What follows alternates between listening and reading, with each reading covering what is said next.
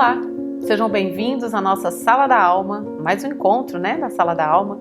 E nós estamos muito felizes por ter você aí, tirando um tempinho para estudar sobre a sua alma. Hoje nós vamos ter um tema que vai fazer parte de um Sala da Alma passado, um episódio passado, episódio 20, em que a pastora falou sobre resistência e hoje ela vai seguir sobre esse assunto. Você entende o que é resistência? Se sente uma pessoa resistente? Hoje a gente vai estudar sobre isso. Se você não viu esse episódio e os outros, eles estão todos disponíveis nas nossas redes sociais da igreja. Igreja Caminho da Verdade. Você vai encontrar no YouTube, no Facebook e no Instagram. Vamos lá? Oi, pastora, tudo bem? Oi, Muzi, tudo? Hoje, resistência, pastora. Resistência, parte 2. Eu me vi convidada a falar um pouquinho mais sobre isso, porque eu tenho visto a necessidade na esfera de mudança e transformação do ser humano, nesse quesito dessa resistência, ser tão imperiosa como a gente está vendo, né? O ser humano, com muita dificuldade, cada vez mais, ele está afundado na resistência sem ter como sair. Então eu acredito assim que é um tema que a gente precisa voltar nele e dar mais uma abertura para você pensar, analisar, estudar um pouco melhor, né? Então eu quero começar lendo Provérbios 29, versículo 24, diz assim: o que tem parte com o ladrão odeia sua própria alma, ouve maldições e não denuncia. Interessante isso, né? O que tem parte com o ladrão odeia a própria alma e não denuncia. A capacidade de denunciar os nossos males, né? O texto não fala sobre isso, mas vamos trazer para o nosso particular. De denunciar os nossos males e ir de encontro a eles e confrontá-los até que possamos vencê-los, faz muito sentido, né, para nós seres humanos, quando nós temos amor próprio, né? Então, quando nós temos um amor próprio, quando nós desenvolvemos esse amor, essa empatia pelas nossas necessidades, então nós buscamos esse enfrentamento, mesmo que seja muito difícil. E a resistência, Muzi, nós falamos no 20º episódio sobre vários quesitos sobre ela, e eu queria continuar falando. É um jogo de forças, de armas de defesas e de ataques, para com isso defender os padrões já alcançados, conquistados. Então, o que é resistência? Primeiro eu quero falar o que é, já falei um pouquinho, vou falar mais. Eu tenho alguns padrões que eu vou falar como eles são desenvolvidos, e eu quero fazer de uma maneira não sucinta, né, mas eu quero fazer uma maneira bem destrinchada para que as pessoas possam observar que esse assunto vale a pena. É um assunto que eu me vejo, você se vê, todos nós nos vemos em resistência de níveis diferentes e nós precisamos trabalhar isso. Então, nós temos algumas forças dentro de nós opositoras que vão trabalhar contra toda e qualquer mudança, todo e qualquer progresso.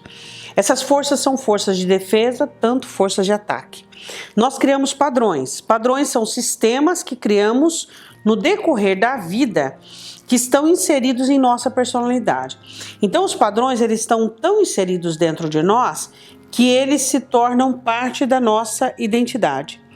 Então, você não consegue identificar personalidade e padrão. Então, as pessoas caracterizam qual é a sua personalidade. Então, elas olham para os seus padrões, para as suas dinâmicas emocionais e dinâmicas pessoais. E elas não entendem o que é a persona, o que é a essência, o que é a identidade. Isso é algo assim muito ruim, muito nocivo. Eu não posso fazer de um hábito característica da minha personalidade. Um hábito é construído por uma necessidade. E o que nós temos feito hoje, nós não temos apenas nos identificado, mas nós temos nos reportado diante das situações como pessoas que são os seus padrões. Então, o que é padrão? Eu escrevi assim, são sistemas que nós criamos no decorrer da nossa vida, que se inserem na nossa personalidade como alguns mecanismos que nós criamos de defesa, de sobrevivência e até mesmo de idealização. Criamos padrões também de idealizações. Bom, a luta por manter imperturbável o mecanismo existente. Então essa luta, Muzi, de ataque, de defesa, é para que nós não sejamos perturbados. Então nós vamos trabalhar toda a nossa vida para negarmos qualquer movimento que venha contra os nossos padrões, porque nós não queremos ser perturbados no quesito daquilo que construímos. Construímos a nossa personalidade em cima de padrões, que são sistemas dos quais olhamos, frustramos, falimos, desenvolvo um padrão.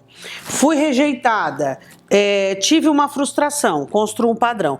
E como é que eu posso construir uma personalidade em cima disso, Muzi? Não tem como. Não vai dar certo. Os casamentos não dão certo, os relacionamentos não dão certo, os negócios não dão certo. Por quê? Porque eu vou construir a minha personalidade em algo já destruído, algo que já está fragmentado. Então deixa eu explicar de uma forma melhor. O que é padrão? Padrão é aquilo que você desenvolve na sua vida, por quê? Porque você tentou fazer algo com recursos, com sonhos, com planejamentos, com até condições, e você não conseguiu. Por algum intempérie da situação, por alguma má sorte, por alguma coisa errada que você fez, falta de estrutura, fora de tempo, alguma coisa aconteceu.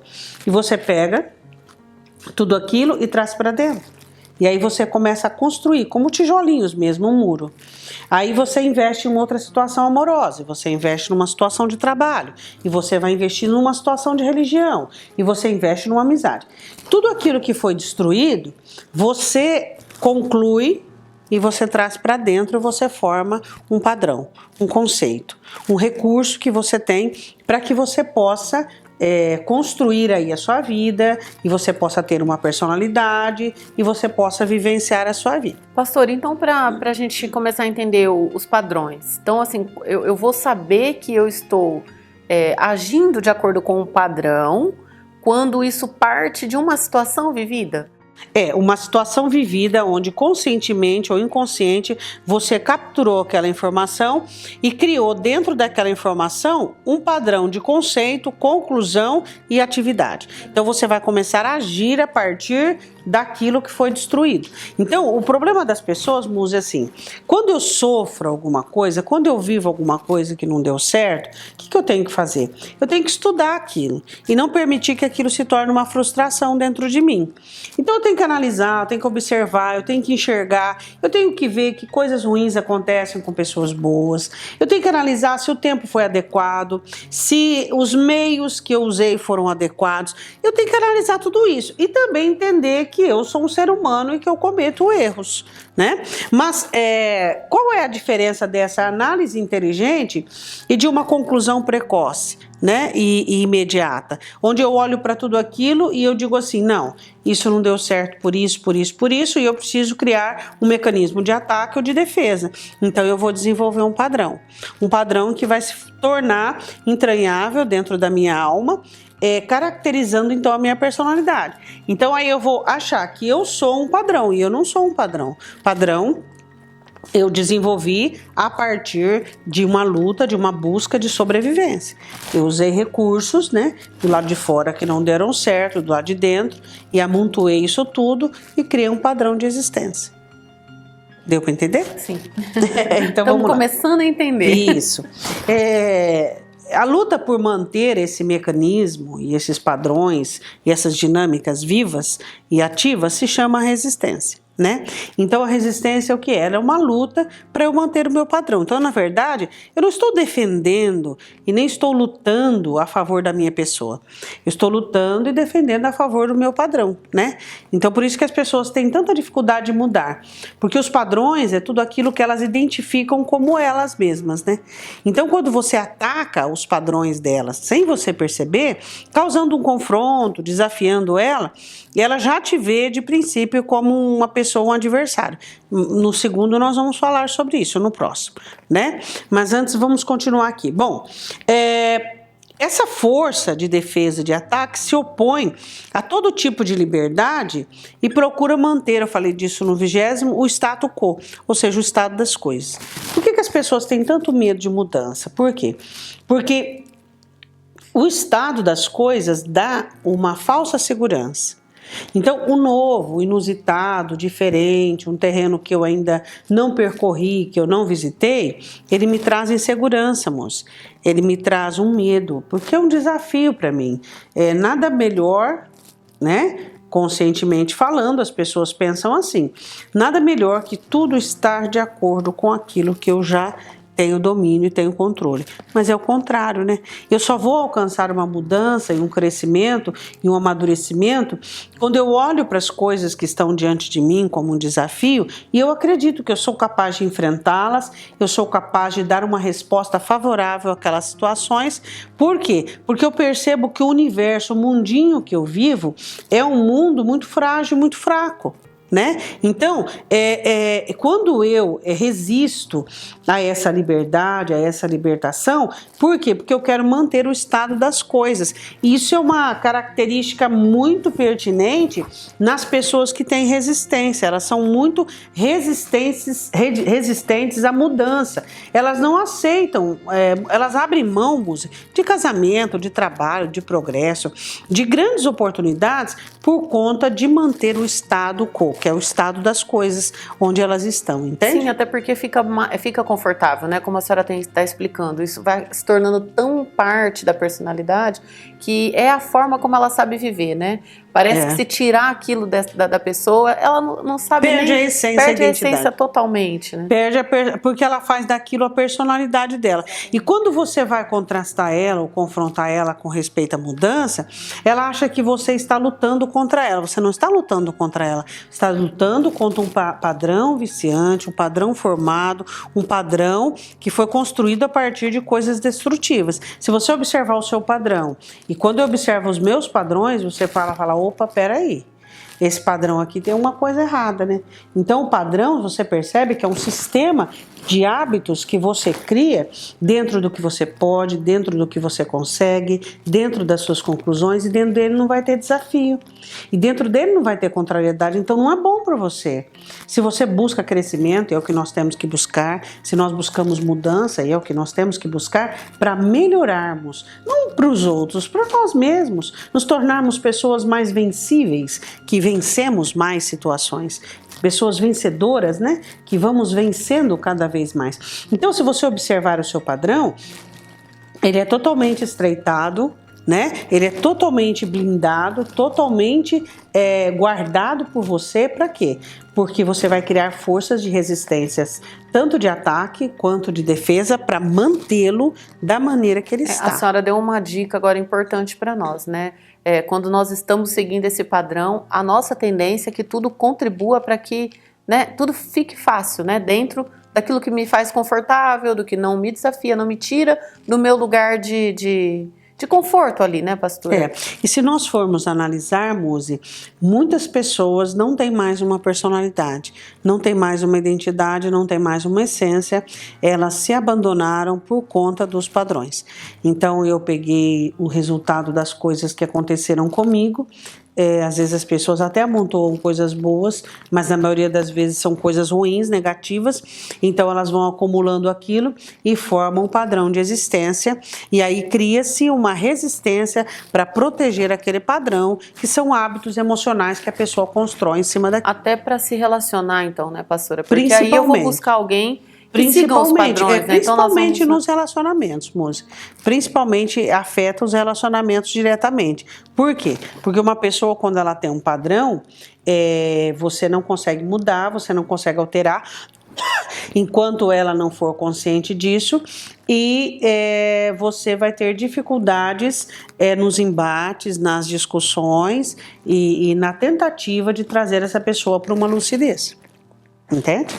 Então vamos lá. Como é que se inicia a resistência? Vamos falar sobre isso, né?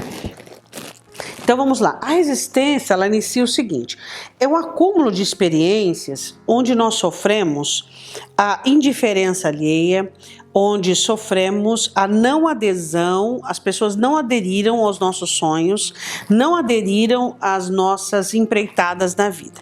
Então vamos lá, deixa eu explicar.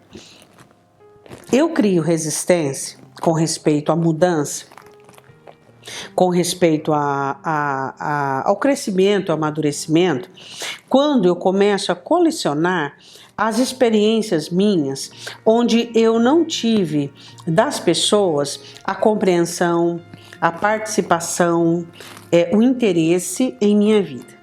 Traduzindo, como que se chama isso? Rejeição.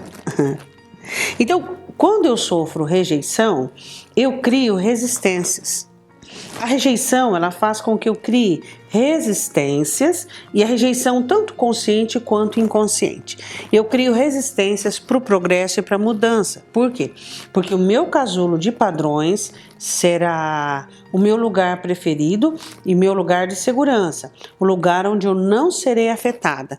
Então eu vou criar uma preservação e um lugar onde eu posso estar guardada, e um lugar onde eu não vou ser afetada. Entende?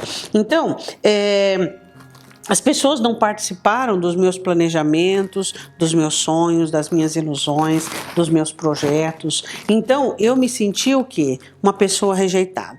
Então, essa rejeição faz com que eu crie resistência, moça. Então, a resistência, ela nasce desde a infância, né? Desde a infância, quando a criança começa a sofrer essa alienação e essa rejeição, ela vai criando uma certa barreira, uma certa couraça, né? Onde impede as pessoas de convidá-la à mudança.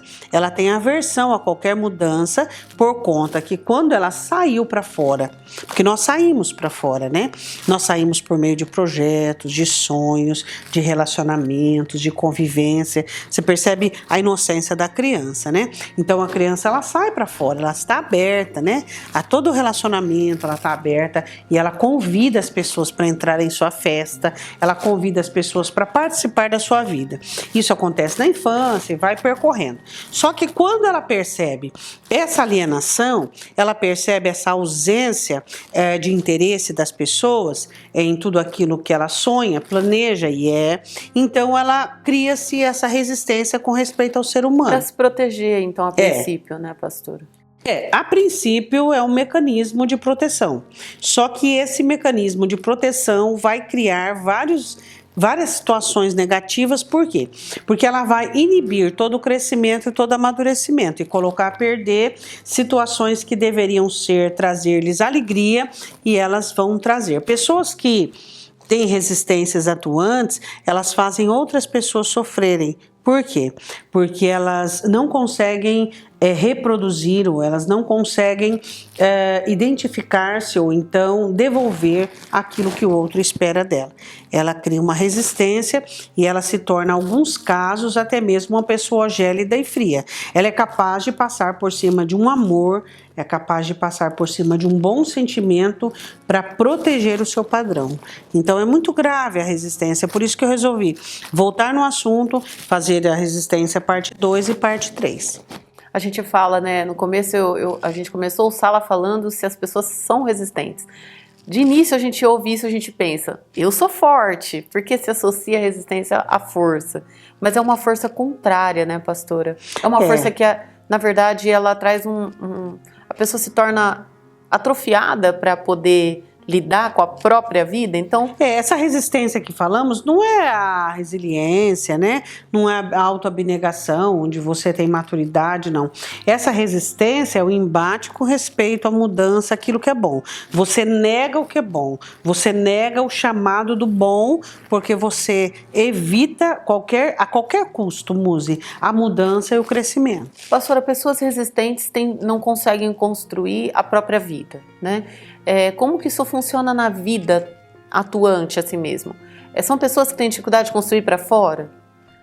Para fora e para dentro, né, Muzi? Elas não constroem, elas ficam em seu mundo particular. Porque se elas se protegem, elas pouco vão afora para poder fazer algo, para galgar, né? O problema, Muzi, é que a resistência, todos nós temos, alguns mais fortes, outros menos, mas nós temos em áreas diferentes. Existem pessoas que têm resistência de mudança na área emocional, mas na área profissional vai muito bem, entende? Então ela difere muito caracteristicamente como a personalidade, né? As nossas personalidades não são diferentes? nossos hábitos, costumes são totalmente diferentes. E assim também a resistência. Então ela pode ou não migrar isso para outras áreas? Ou não. Ela carrega, né? As pessoas elas carregam mais resistência a uma área dependendo da área de choque, né?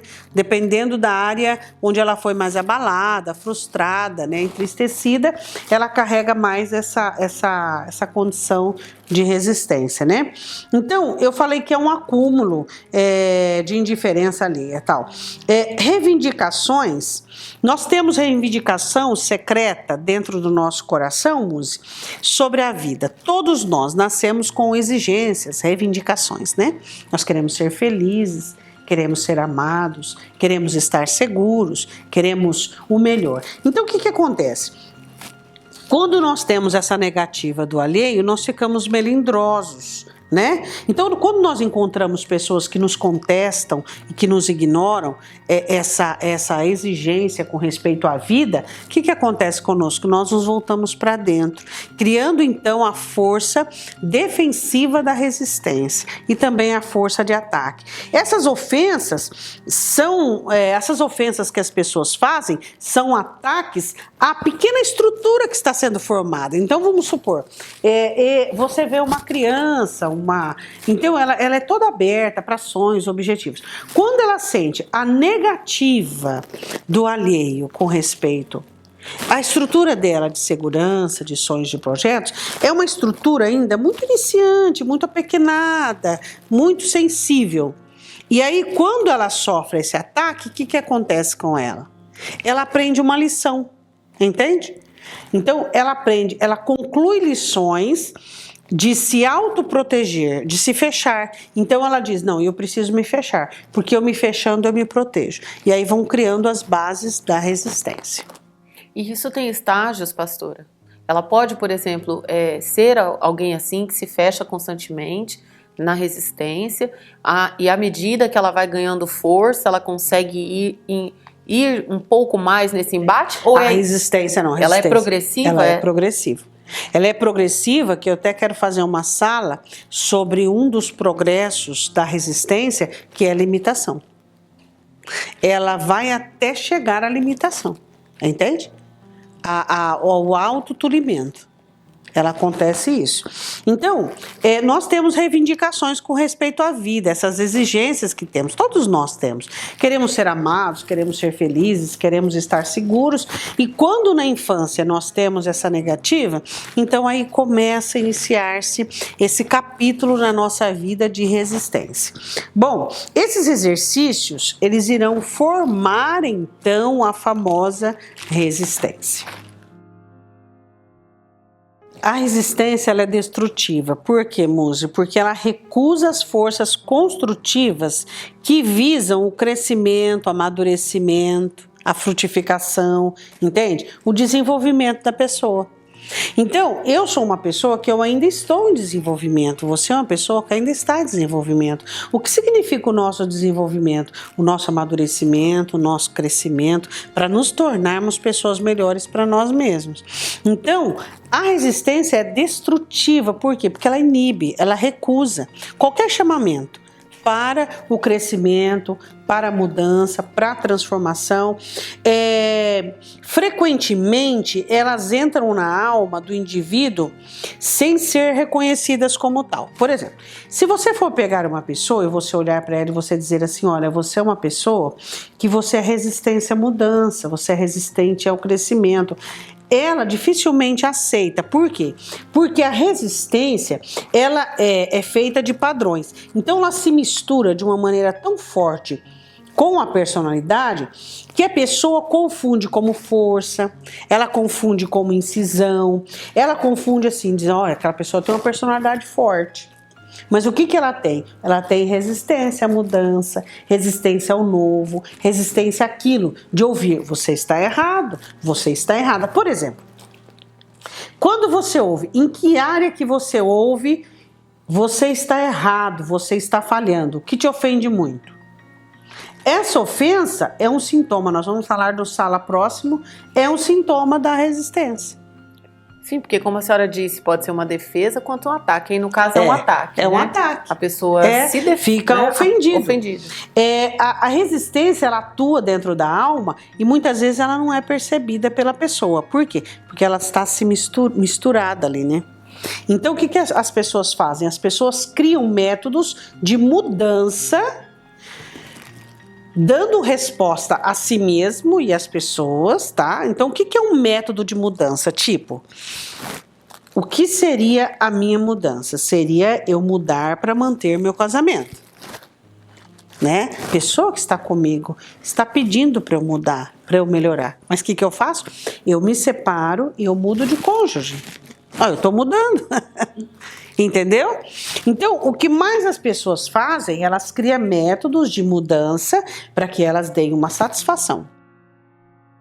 E ocultem a resistência, tanto para si quanto para o próximo. Eu não tenho aqui de deixar evidente que não há uma mente dela, ela está em ação, sim, ela está em movimento. Não fica evidente, então, que ela que resistiu àquela... Não, ela fez algo, né? Aí ela muda de trabalho, aí ela muda de amizade, ela muda, esse não serve, esse me machucou, esse fez aquilo outro. E é uma coisa interessante que as pessoas que eu vou falar no Sala Próximo, que elas sofrem desse mal de uma maneira crônica, elas sempre são vítimas.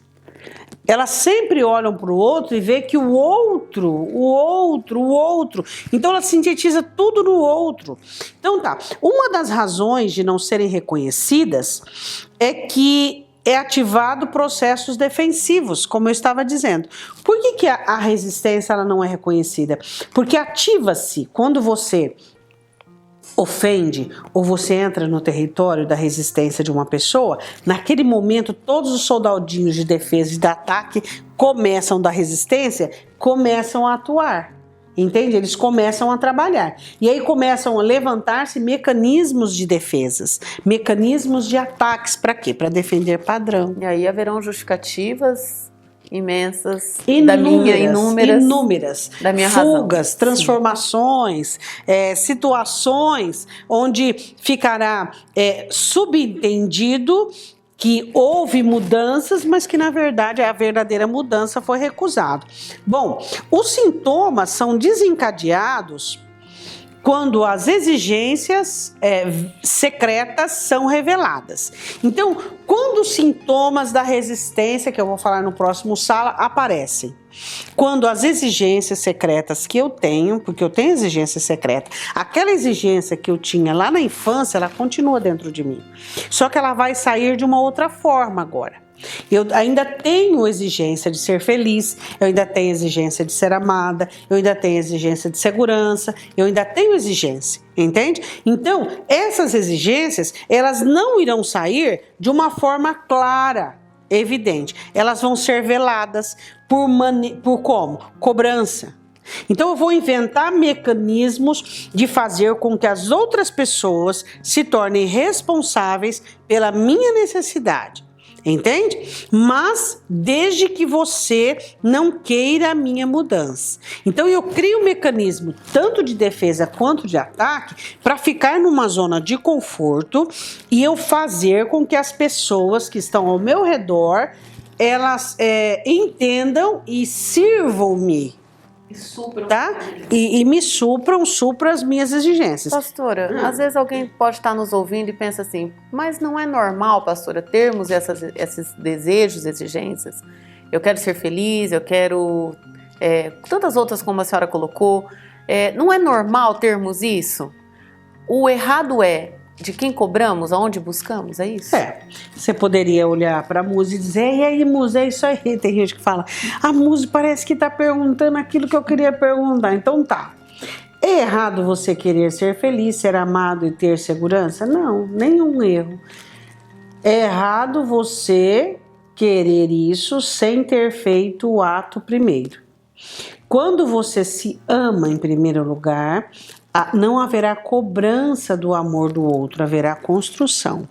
Quando você constrói a sua segurança internamente, não haverá cobrança da segurança do próximo. Não há. Então, quando você faz por si mesmo, então quando você se relaciona com a pessoa do lado, longe, perto, existe algo salutar, entende? Então, é errado? Não, não é errado. Desde que você entenda que primeiro você tem que fazer contigo. Então, essas exigências serão supridas da maneira correta na construção.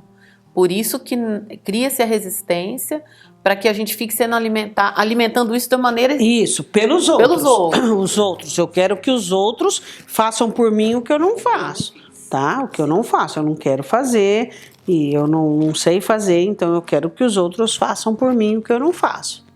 Dá para entender? Sim. Bom, os sintomas são desencadeados quando as exigências secretas são reveladas. Então, quando é que você vai ter um sintoma de resistência? Quando uma exigência sua, uma reivindicação sua, lá de trás, de ser amado, ser feliz, ter segurança, estar em ação. Então, essa exigência esteve em ação, você foi frustrado novamente, tá? Como lá atrás, que vai ser, né? E aí, o que acontece? Você manifesta esse sintoma, tá? Ilusões contestadas, necessidades frustradas, alienação externa, tudo isso faz parte. Nós já estamos terminando, né? E para terminar, eu quero falar. Exigências secretas é aquilo que precisamos, não produzimos e buscamos do lado de fora, né? Resumindo. Acabei de falar. Exigências secretas é o que você busca, não fabrica e fica procurando do lado de fora, tá? Você precisa e tal. Bom, a capacidade de identificar a resistência, Muzi. Toda pessoa que tem resistência, é fácil identificar a resistência, não? Não é. Por quê? Porque ela se camufla, porque ela se esconde, porque existem pessoas que passam a vida inteira com uma ofensa, essa ofensa é uma resistência e ela não se dá conta que isso é uma ofensa. Ela acha que é uma maneira dela se portar pela ferida que teve na vida e que foi machucada e ela está numa resistência atuante e não se dá conta disso. Entende? E aí, então, para onde que a gente... A capacidade de identificar as resistências requer um conhecimento definido de suas causas e expressões, né? Então, você tem que identificar a causa da resistência e como ela se expressa, expressões que são sentimentos que nós vamos falar no próximo episódio. Porque aí começa a dar na gente uma ansiedade para saber a saída, né, parceiro? E nós vamos no próximo episódio. Próximo episódio, resistência, parte 3. Parte 3. É isso aí. Nós começamos esse episódio falando sobre resistência. Você talvez pode ter pensado em outro tipo de resistência, né? Mas assim, você tem construído, você tem participado da construção da sua vida, você tem feito para si, para que você não seja uma pessoa resistente às suas próprias mudanças e progressos. Pensa nisso. Avalia direitinho todos esses pontos, não perca o próximo episódio, porque a pastora vai continuar falando sobre isso e principalmente ela vai nos dar saídas para que a gente possa mexer com isso e vencer. Vamos fazer uma oração, pastor? Vamos. Deus, nós te pedimos que o Senhor nos ajude, que o Senhor nos dê força, sabedoria, discernimento para fazermos essa ponte, ó Deus, entre as raízes e as expressões da resistência que existe em nós.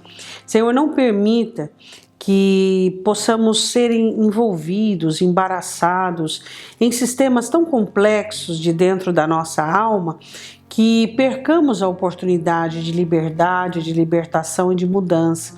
Faz-nos humildes, Deus. A humildade é uma grande ajuda para vencermos a resistência. Eu te peço em nome do Senhor Jesus. Amém. Amém? Amém. Deus abençoe você. Até o próximo Sala da Alma.